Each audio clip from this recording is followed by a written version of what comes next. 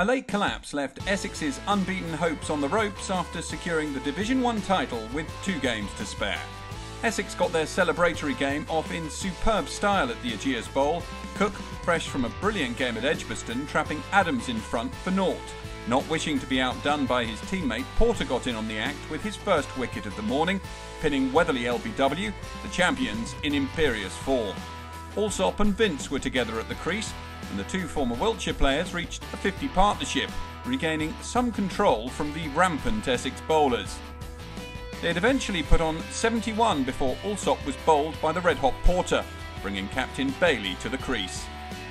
At the other end, Vince was looking untroubled, eventually making 50 off 65 balls. Despite missing the game with Middlesex through injury, Vince definitely had his eye in, and he guided the hosts to lunch with the score 103 for 3. When play got back underway, Vince had reached 60 before falling to Cook.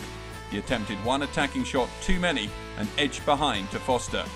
Having bowled so well in their last game at Edgbaston, Harmer was relatively slow to get amongst the wickets at the Ageas Bowl, but he produced a great delivery to have Irvine caught for their 5th wicket.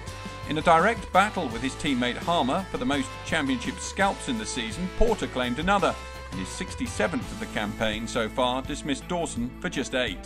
Harmer was keen not to be outdone by his teammate though, and he claimed the next one, Holland chopping on for 11 to leave his side 7 down.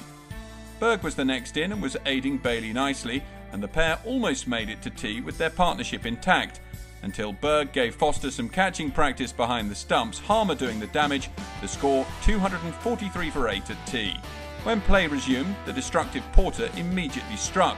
Abbott had only scraped together 7 runs before he edged to Chopra in the slips, Hampshire now 9 down.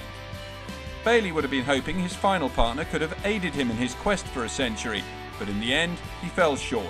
He attempted to slog off Wagner's bowling and ended his innings on 89.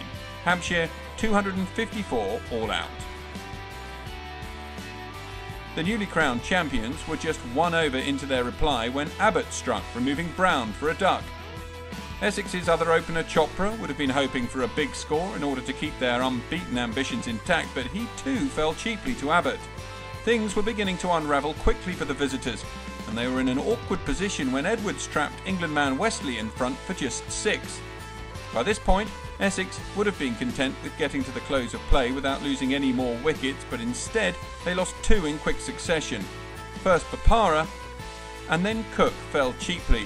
The champions reduced to a tricky-looking 33 for 5 at the close of play. An intriguing day 2, most definitely in store.